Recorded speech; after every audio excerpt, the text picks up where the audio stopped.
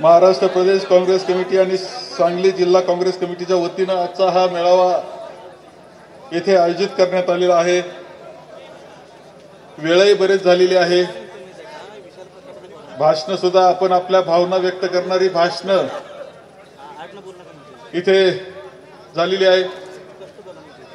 विश्वजित कदम यांनी अत्यंत सुंदर पद्धतीने सगळी मांडणी आपल्या पुढे केलेली आहे। जे चित्र आहे ते स्पष्ट करण्याचा प्रयत्न त्यांनी केला आहे। मनातल्या भावना सुद्धा त्यांनी अत्यंत स्पष्टपणे आपल्या पुढे मांडलेल्या आहेत। खरं आहे की आपण एक वेगळ्या परिस्थितीमधून जातो आहोत। देश एका वेगळ्या परिस्थितीमधून जातो आहे। महाराष्ट्र राज्य एका वेगळ्या परिस्थितीतून जातो आहे आणि अशा प्रकारच्या यावेळची लोकसभेची निवडणूक सुद्धा एक ऐतिहासिक निवडणूक म्हणून सुद्धा ओळखली जाणार आहे। देश पुढच्या कालखंडामध्ये कसा पुढचा प्रवास देशाचा कसा होणार आहे हे सांगणारी ही निवडणूक आहे। या वळणावरची ही निवडणूक आहे। आपण पाहिलं असेल की आतापर्यंतच्या वाटचालीमध्ये 14 साल नंतरची परिस्थितीचं वर्णन विश्वजित कदम यांनी सुद्धा खूप चांगल्या पद्धतीने केलं। पूर्वी सुद्धा वेगळी सरकार आली होती। अटल बिहारीजींचं सरकार आलं होतं पंतप्रधान म्हणून, ते सुद्धा आपण पाहिलं होतं। परंतु 14 नंतरचं जे सरकार भारतीय जनता पक्षाचं आलं ते अत्यंत वेगळ्या पद्धतीने देशाला नेणारं ठरतं आहे। आज आपल्याला पाहायला मिळत आहे, जग सुद्धा उत्सुकतेने पाहत आहे की या देशामध्ये पुढच्या कालखंडामध्ये लोकशाही राहणार की नाही। ही राज्यघटना पुढच्या कालखंडामध्ये राहणार की बदल हिच्यामध्ये होणार आणि देश पुन्हा एका वेगळ्या वळणावर जाणार काय, या सगळ्या प्रश्नांचे उत्तर या निवडणुकीमध्ये ठरणार आहे। म्हणून ऐतिहासिक वळणावरची निवडणूक आहे। आपण पाहतो अलीकडच्या कालखंडामध्ये ज्यावेळेस या निवडणुका सुरू झाल्यानंतर सुद्धा पाहतो आहोत हुकुमशाहीकडे देश जातोय। राज्यघटनेला पायदळी तुडवलं जाते अशा प्रकारची परिस्थिती आहे। मुख्यमंत्री जे आवाज उठवतात त्यांना जेलमध्ये टाकलं जातंय। काँग्रेस पक्ष ज्यावेळेस निवडणुकीला सामोरं जातो त्यावेळेस त्याची खाते गोठवले जात आहेत। त्यांना कोणत्या प्रकारचा आर्थिक अकाउंट त्यांच्याजवळ नसलं पाहिजे याची काळजी घेतली जाते आहे।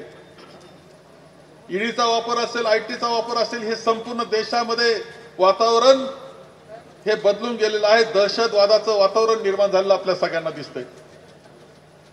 खरं अलीकडचा जरी कालखंड घेतला 10 वर्षाचा विचार करता तरी मणिपूरच्या घटना ज्या घडलेल्या आहेत आणि तिथे ज्या पद्धतीनं आदिवासींवर अत्याचार झाले, महिलांवर अत्याचार झाले, त्यांना नग्न करण्यात आलं, त्यांच्या मागे पूर्णपणे जमाव धावत होतात, त्यांच्यावर अत्याचार करण्यात आले आणि पुन्हा मारण्यात आलं, हे भयानक चित्र आज देशामध्ये निर्माण झालेलं आपल्याला दिसतंय। आपल्याला दिसतंय की ब्रिजभूषण सारखा खासदार त्यांच्यावर आरोप केले, महिला कुस्तीगीरांनी की ज्यांनी मोठाले मेडल्स मिळवले होते त्यांनी, त्या खासदाराला मात्र काही त्रास झाला नाही। त्या मुलींना मात्र ओढून नेऊन घसरत नेऊन जेलमध्ये टाकण्यात आलं। हे चित्र आज देशाचं निर्माण झालेलं आहे। शेतकऱ्यांनी आंदोलन सुरू केलं संपूर्णपणे। पंजाब हरियाणामधले शेतकरी त्यांच्या न्याय हक्काकरता ज्यावेळेस दिल्लीकडे येत होते त्यावेळेस त्यांच्या रस्त्यामध्ये खिळे ठोकले गेले, अश्रुधूर सोडले गेले। हे चित्र देशामध्ये निर्माण झालेलं आहे।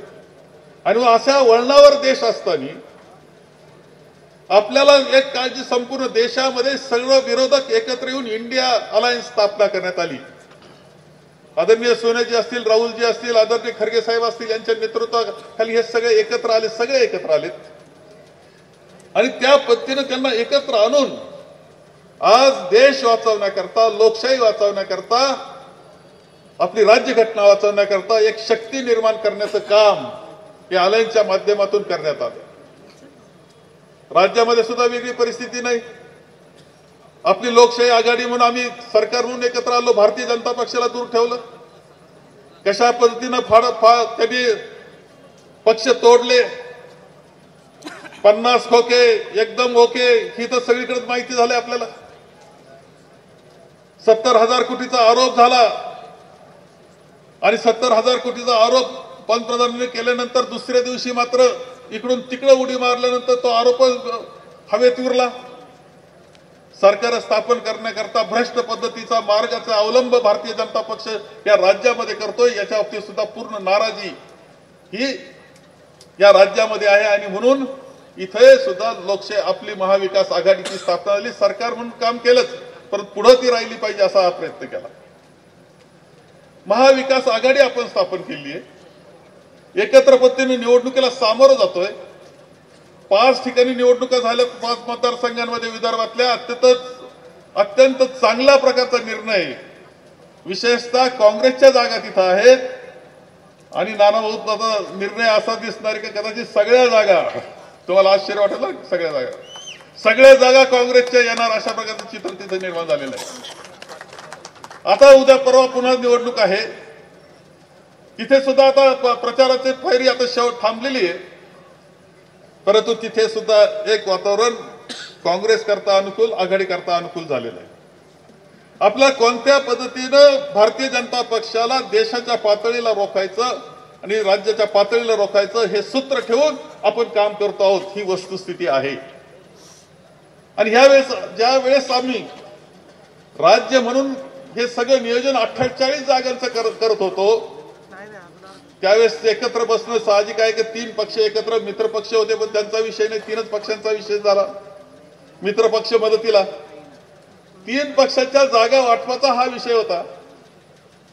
आणि जागा वाटप करत असताना हे सोपं काम नव्हतं. पहिल्या 30 जागा समजा सहज गेल्या, पण नंतरच्या 18 जागा, 18 वरून 5-6 जागा, नंतरच्या 2-3 जागा आणि नंतर मात्र 1-2च जागा त्याच्यामध्ये सांगली.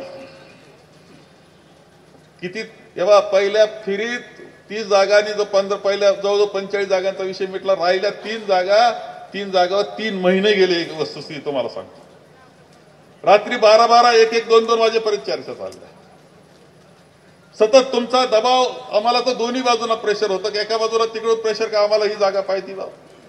त्यांचे 14 खासदार पूर्वी निवडून आलेले शिवसेनेचे, आपली अवस्था कठीण होती ही खरं आहे. यांचे सुद्धा राष्ट्रवादीचे खासदार सुद्धा संख्या मोठी निवडून आली आहे. या सगळ्या याच्यामध्ये चर्चा जी करावी लागत होती, ती चर्चा एक जागेकरता घासून घुसून करीत असताना 3-4 जागांवर खूप कठीण परिस्थितीतून, अडचणीतून आम्ही गेलो. तुमचा दबाव काही कमी नव्हता आमच्यावर. सांगलीचा दबाव होता की ही जागा हक्काची आहे.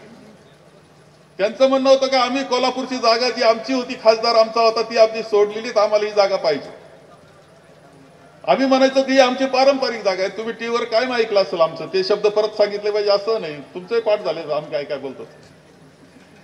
किती घासाघीस, किती तणाव.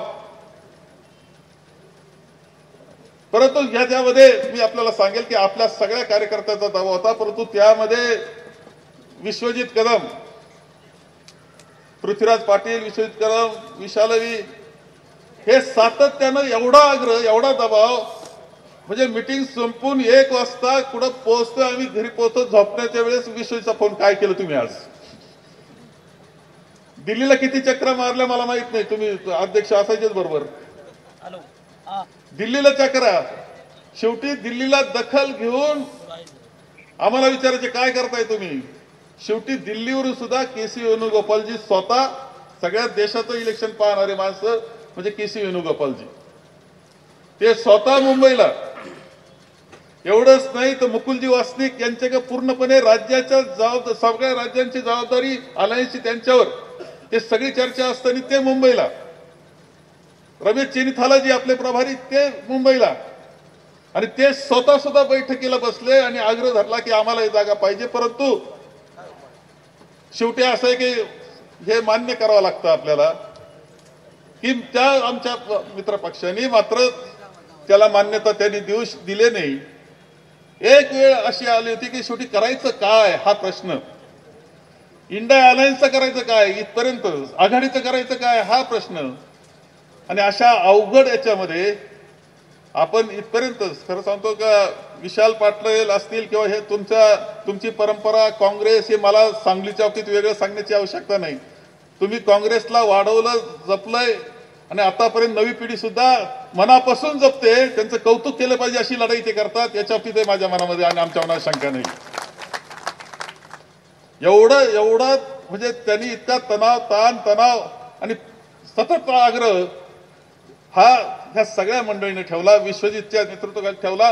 ते म्हणायचे अरे आम्ही सगळेजण आता एकत्र आलोय, वाद नाही आमच्यामध्ये, गटतट नाही, आम्ही एकत्र आलो तर आम्ही सगळीकडे जिंकू हे आम्हाला खात्री आहे, फक्त यावेळेस आम्हाला संधी द्या, हे म्हणणारे विश्वजित आणि ही सगळी मंडळी. आणि आम्हाला काही खोटं वाटत असं समजलं काही कारण नाही. आम्ही पूर्णपणे सगळेजण तुमच्या बरोबरच होतो. एवढंच नाही तर विशाल पाटलांना नंतर काय पाहिजे ते घ्या, इथपर्यंत कोणता कोठा, शिवसेनेच्या कोठातून नको, चला आपला कोठा, इथपर्यंत सगळ्या प्रकारचा आग्रह हा आम्ही केला. ही वस्तुस्थिती आहे. आता आपण एका महत्वाच्या प्रश्नावर आपल्याला चर्चा एवढीच करायची आहे की ज्यावेळेस ही सगळी परिस्थिती आहे, सगळी मेहनत झालेली आहे, परंतु आपला निर्णय हा सुद्धा तितकाच महत्वाचा, ऐतिहासिक असतो हे लक्षात ठेवलं पाहिजे. त्याची नोंद असते.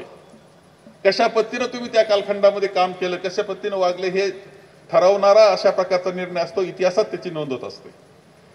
आपण आघाडी म्हणून, इंडिया अलायन्स म्हणून आहे, अनेक ठिकाणी अडचणी झालेल्या आहेत. तुम्हाला सांगतो इथं नाहीये, अनेक राज्यांमध्ये काँग्रेसला अशा अडचणीला सामोरं जावं लागलं. शेवटी त्यांना इंडिया अलायन्स हे सगळ्यांना बरोबर घेऊन जायचं होतं. थोडंफार अडचण आली तरी हरकत नाही, आपल्याला कमीपणा आला हरकत नाही, परंतु आपल्याला सगळ्यांना बरोबरच न्यायचं या हेतून संपूर्ण देशामध्ये सुद्धा खूप ठिकाणी आपण बरोबर लोकांना घेतलेलं आहे. आणि तशी परिस्थिती इथे आलेली आहे. आजही दिल्लीची भावना, आजही राज्यातल्या आमच्या सगळ्यांची भावना ही तुमच्या वेदना, दुःख माहिती असणारे आहेत. ही वस्तुस्थिती तुम्हाला या निमित्तानं सांगतोय. पूर्णपणे माहिती आहे सगळ्यांना. पूर्णपणे दिल्ली स्वतः सोनियाजींना माहिती आहे, राहुलजींना माहिती आहे, प्रियंकाजींना माहिती आहे, खरगे साहेबांना माहिती आहे, सगळ्यांना माहिती आहे की सांगली. तुम्ही त्यांना विचारलं का देशामध्ये सगळ्यात जास्त तणाव, तुम्हाला ताण कोणत्या यानं दिला, ते सांगतील सांगलीनं दिला. ही भावना आहे, खरं सांगतो ही भावना आहे. परंतु ज्यावेळेस आपल्याला ऐतिहासिक अशा पद्धतीच्या निर्णयाची वेळ येते, त्यावेळेस काल सुद्धा मांडले, राहुलजी काल बोलले, ज्यावेळेस येते त्यावेळेस तुम्ही कसे वागले याला महत्व आहे असं माझं मत आहे. आघाडी म्हणून आता उरलेल्या 43 जागांच्या निवडणुका चालू आहेत. सगळे पक्ष फिरतायत. आपणही शिवसेनेच्या उमेदवारांकरता जात असतो, ते आपल्या निर्णय उमेदवारांकरता येतात. पवार साहेब तर आता सगळीकडे फिरतायत आणि ताकद देण्याचं काम करतायत.